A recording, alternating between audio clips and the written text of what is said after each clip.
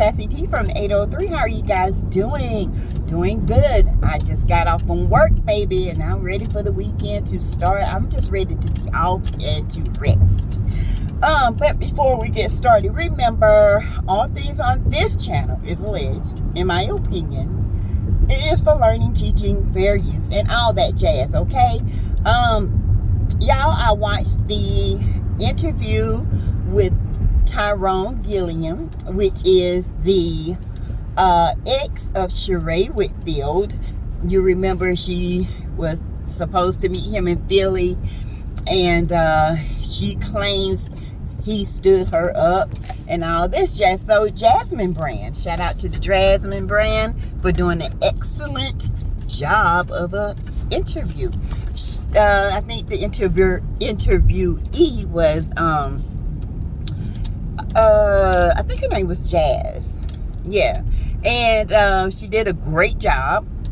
And she just asked him about prison life, what sent him to prison. He said that he owned his own company, and he dealt in commodities. He didn't go into detail about what transpired, but he did give a lot of information. And when I say he, I'm talking about Tyrone, about, how prison life was, how it affected his children. He said he is a man of God. His dad is a pastor, and he said he honestly believed if it was not his belief, he would not have made it through. He said they passed time about, football season come. That was, the highlight, it passed time. Basketball season came, that past time. He said what really was the longest time was summer, so that time he said he was spending in the library looking for ways to get his case appealed and all that. So she asked him, when did he and Cheray meet? And he said he officially met Cheray 2014 when they were doing a fundraiser because his company, he dealt in commodities. And he said at the time that his company was giving back to the community and he wanted to do a fundraiser. And that's how they met. He said they went out a few times.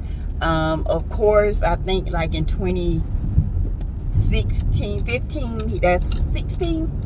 Yeah, that's when, all the stuff went down with him.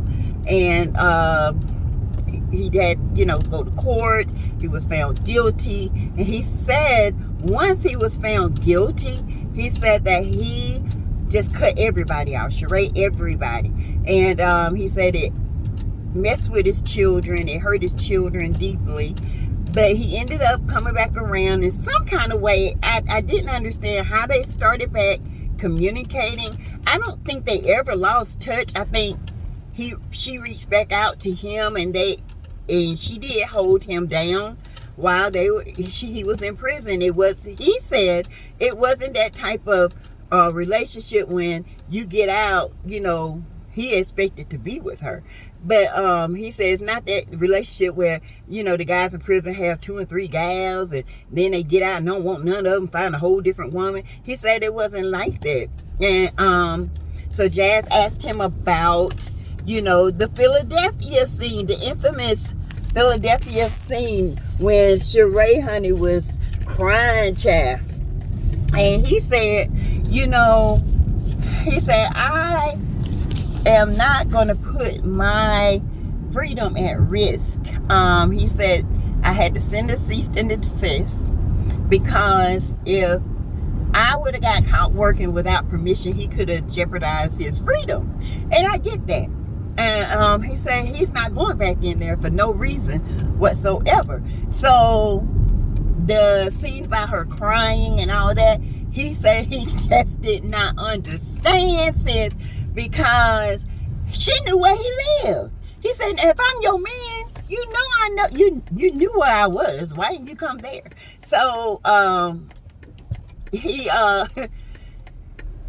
cleared that up. And then she, the interviewer, she said that, I'm just gonna put it out there. A lot of people think that the money that you had, she got that money and she put it into her house, and everything in that house is the money that you gave, that you had, and she took that money and spent it and put it in her house and still living off of it.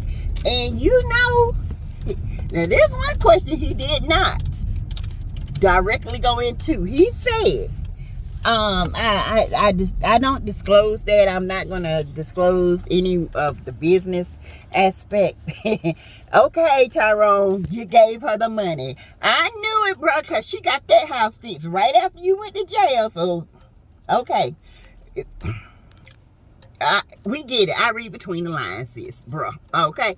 But, he seemed to be a down-to-earth person. He was laughing, and, he seemed very serious. But, I mean, I believe him when it comes to Cheray now. Because Cheray, he said, Jazz was like, she got a new man. He was like, yeah, I said it. But, she got a new boy toy. Okay, he's not a man. Okay, he might be in a man body, but that mind is a 2-year-old. Okay. But anyway, yeah, it was a pretty good interview. So you guys go on over there to the Jasmine brand and look at it and tell me what you think about it. Great interview. I enjoyed it. Also, I did a video earlier, maybe 2 videos back, when Mel responded to, Martell and all that. She's like, the millimeters I don't even have to say a word. The millimeters know what it is. They be on it. We can see through the mess. Child, we see through the BS. Even Stevie Wonder can see through this mess. Okay. She really, says she has to teach herself how to pull back, and she's doing a great job. She's doing better than me, because I probably fell right into it, child. I've been tearing somebody's heads up. You hear me? I would have been somewhere clacking on some heads. Mel, you better than me, because, honey, some papers would have been delivered, and I would have delivered somebody, especially Martell. Girl, you good when you deal with him, because I would have took a brick, okay, and crack that nut head. But anyway, so you guys tell me what you think about Mr. Gilliam's interview. I think it was very good, very informative. I didn't go into all of it. I mean, I just did a little brief, and yeah, it was very informative. But the number one thing I wanted to know, did he know about Philadelphia? And he said, no, he did not.